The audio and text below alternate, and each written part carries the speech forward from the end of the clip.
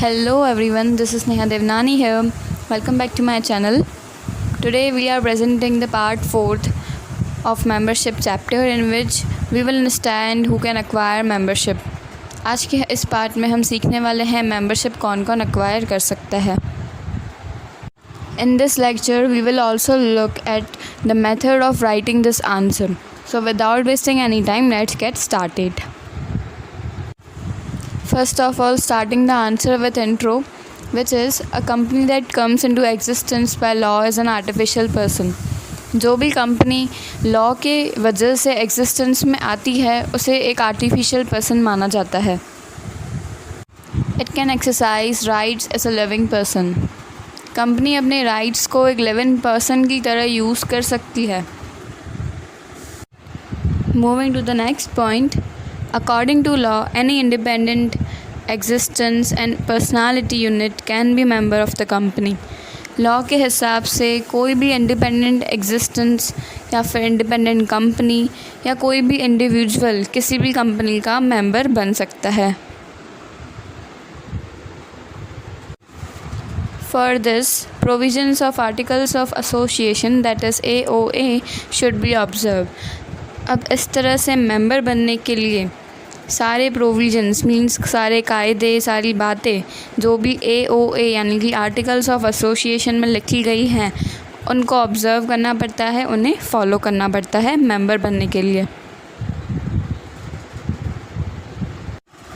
Now the following persons or institutions can be made members. Student, here the intro is over now. The main answer begins here. Before starting the detailed answer, first of all let's see the head points of this answer. The first head point is living person, second one is partners of the firm, third is Hindu undivided family, fourth is trust, fifth is foreigners, sixth is joint holder of shares, seventh is company, and the last eighth one is other institutions. ये हैं 8 head points इस answer की. अगर suppose कीजिए answer 2 marks में आता है या फिर 1 मार्क में सिर्फ इतना पूछा जाता है कि कौन मेंबरशिप एक्वायर कर सकता है, सिर्फ नेम्स मेंशन करो, तो आप इन 8 में से कुछ नाम मेंशन करके आंसर लिख सकते हो.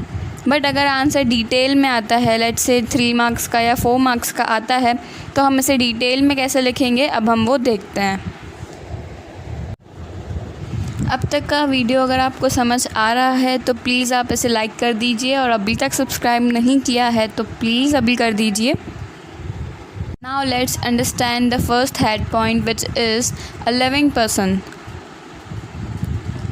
कोई भी लिविंग पर्सन मेंबर बन सकता है.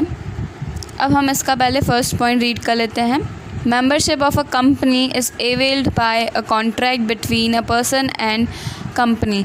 ये पॉइंट हमेशा 1 मार्क में आती है 1 सेंटेंसेस में कि मेंबरशिप का कॉन्ट्रैक्ट किसके बीच में होता है, कंपनी एंड पर्सन के बीच में. बस ये 2 चीज़ें 2 वर्ड्स हमें 1 मार्क के आंसर में लिखना होता है. ये मोस्ट इम्पॉर्टेंट है ये लाइन, आप इसे एक बार वापस पढ़ लीजिएगा. इस लाइन में ये लिखा गया है कि मेंबरशिप जब एक कंपनी के साथ की जाती है तो एक कॉन्ट्रैक्ट इशू होता है जो होता है एक पर्सन और एक कंपनी के बीच में, तब जाके हम कह सकते हैं कि मेंबरशिप पक्की हो गई. इसी हेड पॉइंट का second point, according to the Indian contract act, any individual person capable to do agreement can be a member of company.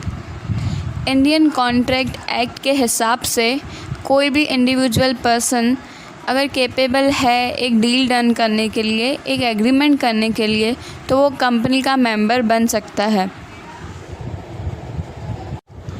Next point, the person who is not capable to do agreement, that is minor, insolvent, person of unsound mind, can not be a member. अब ऐसे person जो कि capable नहीं है agreement करने के लिए, जैसे कि माइनर मींस कि ऐसे पर्सन्स जो 18 एज के नहीं हैं, छोटे हैं. इंस्टॉलमेंट मींस लोन लिया था, किसी से बोरो किए थे पैसे पर उनको चुकाया नहीं तो वो इंसॉल्वेंट होते हैं. Person of unsound mind means ऐसे पर्सन्स जो कि मेंटली अनस्टेबल होते हैं। ऐसे पर्सन्स कभी भी किसी भी कंपनी के मेंबर नहीं बन सकते बिकॉज़ वो कोई भी एग्रीमेंट डन नहीं कर सकते, वो कैपेबल नहीं है एग्रीमेंट करने के लिए। The last point is under certain circumstances the Indian Act has accepted minors also may be member। किसी कंडीशंस में इंडियन एक्ट ने अलाउ किया है माइनर्स को एज अ मेंबर, सिर्फ कुछ ही कंडीशंस में, सब में नहीं। अब हम स्टार्ट करते हैं सेकंड हेड पॉइंट जो कि है partners of the firm. Firm means business unit या फिर कंपनी। जो भी कंपनी के पार्टनर्स हैं, बिजनेस यूनिट के पार्टनर्स हैं, वो भी मेंबर बन सकते हैं। According to legal term partnership firm is not a person so it can not be a member. अगर हम लॉ की लैंग्वेज के हिसाब से देखें तो पार्टनरशिप फर्म एक बिजनेस यूनिट है, कोई एक इंसान नहीं है, कोई एक पर्सन नहीं है, सो वो मेंबर नहीं बन सकती है। But partners of a firm individually और जॉइंटली में become member of company. Partnership firm तो वो नहीं बन सकती member, but the partners of a firm, जो भी पार्टनर्स हैं फर्म के, या तो वो जॉइंटली यानी कि एक ही अकाउंट पे 2 जने हो या फिर इंडिविजुअली दोनों का पर्सनल अकाउंट हो, ऐसे करके वो मेंबर बन सकते हैं किसी भी कंपनी के। Before starting the third head point मैं आप सभी को एडवाइस करूँगी कि अभी तक जो हमने सीखा वो आप एक बार प्लीज़ रिवाइंड करके एक बार सम अप कर लीजिए, जिसे आपने अभी समझा है और अभी ही लर्न हो जाए। उसके बाद आप नेक्स्ट पॉइंट शुरू करिए। तो students let's start the third head point which is Hindu undivided family, जिसको हम शॉर्ट फॉर्म में HUFP कहते हैं। The first point is a Hindu undivided family, that is HUF, cannot become a member in a company, but only the karta can purchase shares individually or jointly। एक HUF firm कभी भी किसी भी company की member नहीं बन सकती है, हाँ, बट उसका जो कर्ता है मींस जो हेड है, जो हैंडल करता है, वो सिर्फ कर्ता एक पर्सन किसी भी कंपनी के शेयर्स परचेस करके उस कंपनी का मेंबर बन सकता है। Now let's understand the fourth head point, which is trust. Trust means any specific organization working for any special purpose। कोई भी ऐसी संस्था जो कि किसी स्पेशल पर्पस के लिए काम करती हो और उसी के लिए बनी हो, उसको ट्रस्ट कहते हैं। तो वो भी किसी कंपनी का मेंबर बन सकती है। According to New Companies Act, a trust can purchase shares and become a member।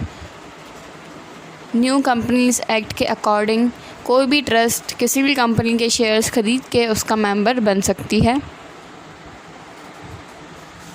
Now let's understand the fifth head point which is foreigners. Foreigners means जो इंडिया के नहीं हैं, बाहर दूसरी कंट्री के हैं, वो भी मेंबर बन सकते हैं किसी इंडियन कंपनी के। Any foreigner can become member by holding shares of Indian company. कोई भी फॉरेनर इंडियन कंपनी के शेयर्स को परचेस करके उस इंडियन कंपनी का मेंबर बन सकता है। However, in the event of war or emergency with his native country, a company may suspend the membership and rights of the particular person। अब ये पॉइंट एकदम ध्यान से समझना, इसमें क्या लिखा है।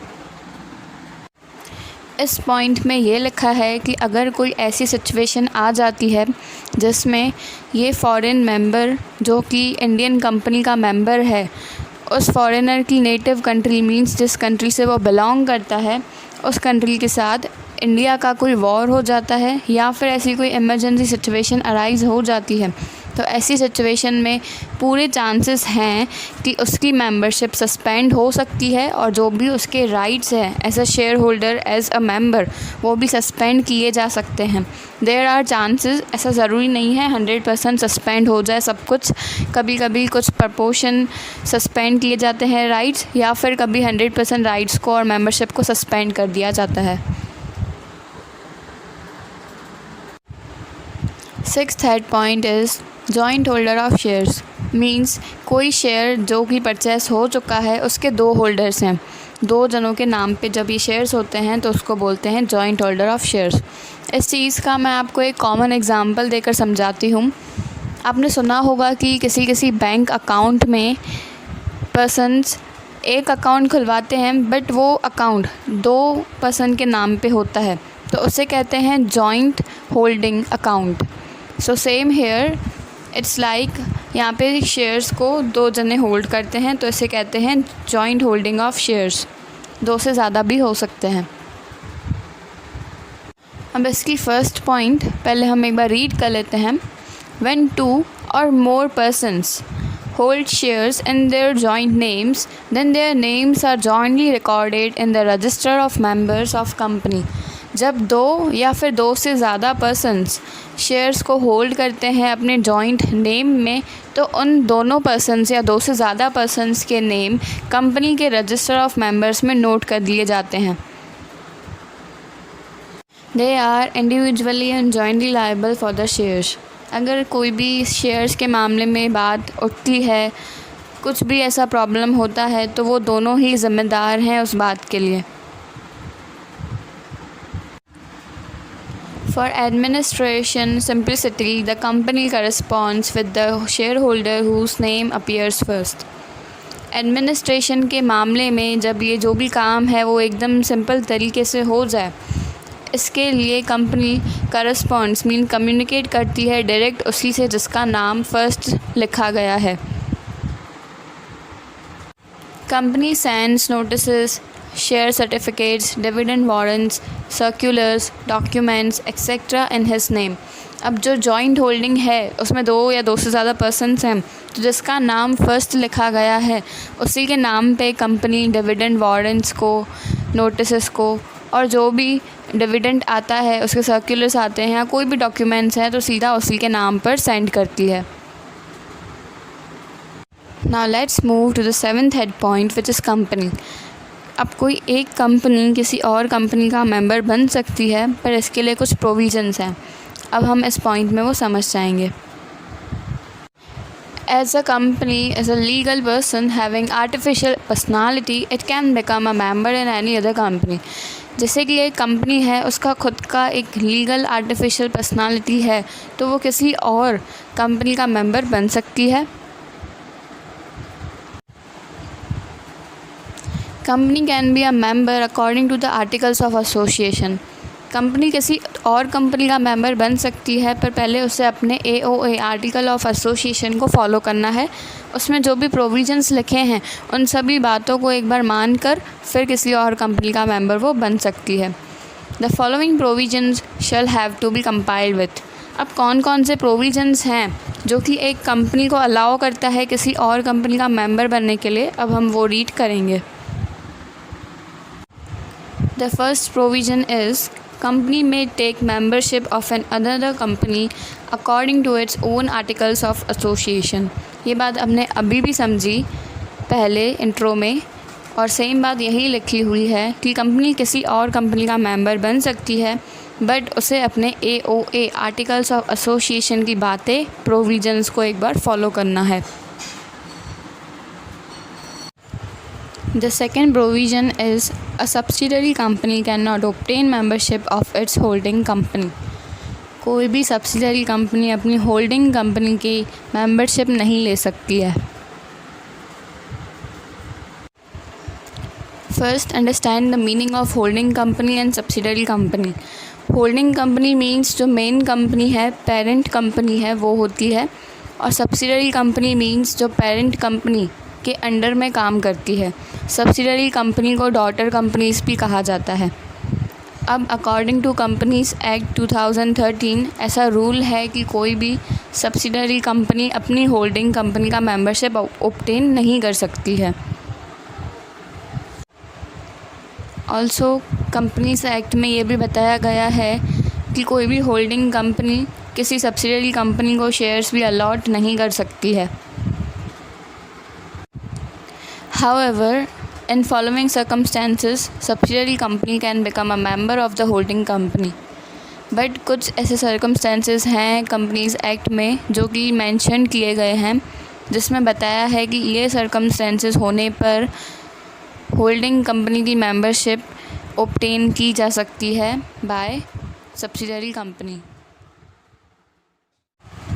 Now, the first circumstance is representative of holding company passes away and subsidiary company holds shares as representative. अगर होल्डिंग कंपनी का जो मेन रिप्रेजेंटेटिव है वो पास अवे हो जाता है, मीन्स उसकी डेथ हो जाती है या फिर और किसी रीज़न से वो कंपनी में अब नहीं है, तब ऐसी सिचुएशन में अपनी सब्सिडरी कंपनी को शेयर्स अलॉट करके उसे रिप्रेजेंटेटिव बना दिया जाता है। अगर ये सर्कमस्टेंस हो जाता है तब कह सकते हैं कि सब्सिडरी कंपनी ने होल्डिंग कंपनी की मेंबरशिप ऑब्टेन कर ली है। तो ये था हमारा फर्स्ट सर्कमस्टेंस जिसमें एक सब्सिडरी कंपनी अपनी होल्डिंग कंपनी की मेंबरशिप ऑब्टेन कर सकती है। अब हम बढ़ते हैं सेकंड सर्कमस्टेंस की तरफ। सेकंड सर्कमस्टेंस में ये है कि अगर सब्सिडरी कंपनी ऑलरेडी एक ट्रस्टी की तरह काम करती है विदाउट एनी पर्सनल इंटरेस्ट, तो वो भी ऑब्टेन कर सकती है membership. The last circumstance is if the subsidiary company was already member before the execution of this law. जब ये कंपनीज एक्ट 2013 आया तब ये लॉ बना था कि सब्सिडरी कंपनी किसी भी होल्डिंग कंपनी का मेंबर नहीं बन सकती। बट अगर ये लॉ आने से पहले ही अगर कोई सब्सिडरी कंपनी मेंबर थी अपनी होल्डिंग कंपनी का तो वो रह सकती है, ऐसा है इसमें। Now let's understand the last head point. Eighth head point is other institutions, means दूसरी अलग अलग organizations जो कि मेंबर बन सकती है किसी भी कंपनी का। Let's begin by reading this. Cooperative societies registered under the Cooperative Societies Act can become member by purchasing its shares subject to the provisions and bylaws. First, understand the meaning of cooperative societies. ये एक autonomous association होता है जो कि लोगों ने मिलके बनाया होता है। ये बनाने के पीछे का रीज़न ये होता है कि किसी भी कॉमन सोशल या फिर इकोनॉमिक प्रॉब्लम को सॉल्व करने के लिए लोग अपना वॉलंटरी ग्रुप बनाते हैं, तो इन सब को बोलते हैं कोऑपरेटिव सोसाइटीज़। अब जो ऐसी सोसाइटीज़ हैं जो लोगों ने बनाई है, जो सोसाइटीज़ कोऑपरेटिव सोसाइटीज़ एक्ट के अंदर आती है, जो रजिस्टर्ड हैं कोऑपरेटिव सोसाइटीज़ एक्ट में, तो वो किसी भी कंपनी का मेंबर बन सकती है बाय परचेसिंग इट शेयर्स, और जो भी कंपनी के प्रोविजंस हैं उन सबको फॉलो करके वो मेंबर बन सकती है। So here we are students, आज हमने टोटल 8 हेड पॉइंट्स इस आंसर की सीख ली है। अब हम एक बार इन सबको सम अप कर लेते हैं। फर्स्ट हेड पॉइंट था living person, second is partners of the firm, third HUF Hindu undivided family, fourth is trust means कोई भी संस्था organisation, fifth foreigners, sixth joint holder of shares means कोई भी शेयर्स को 2 पर्सन या 2 से ज़्यादा पर्सनस ने साथ में होल्ड किया है उसे कहते हैं, seventh is company, and the 8th one is जो हमने लास्ट में पढ़ा कोऑपरेटिव सोसाइटीज़ वाला जो कि है अदर इंस्टीट्यूशंस। हमने ये टोटल 8 कर लिए हैं। मैंने एक भी पॉइंट टेक्स्ट बुक का मिस नहीं किया है, जो भी टेक्स्ट बुक में था वो हमने आज अच्छे से समझ लिया है। फॉर योर बेटर अंडरस्टैंडिंग, और आपको अच्छे से और लर्न करना है तो आप इसको 1-2 बार और देख लीजिए। अगर आपने वीडियो को 2-3 बार देखा है तो आप एक बार बुक में भी एक बार देख लो, तो आपको एकदम अच्छे से लर्न हो जाएगा। कमिंग पार्ट में हम सीखने वाले हैं methods of becoming a member. कौन सी मेथड्स को फॉलो करके कोई भी पर्सन किसी भी कंपनी का मेंबर बन सकता है, वो हम कमिंग पार्ट में सीखने वाले हैं।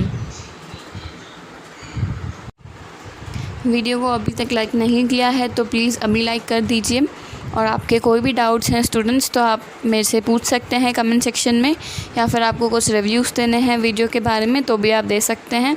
और अभी तक चैनल को सब्सक्राइब नहीं किया है तो प्लीज़ आज कर दीजिए, और आप प्लीज़ अपने फ्रेंड्स के साथ भी ये वीडियो को शेयर कीजिए। और अगर बेल आइकन को प्रेस नहीं किया है तो आज कर लीजिए। Thank you so much for your support. हम कमिंग पार्ट में जल्दी ही मिलते हैं।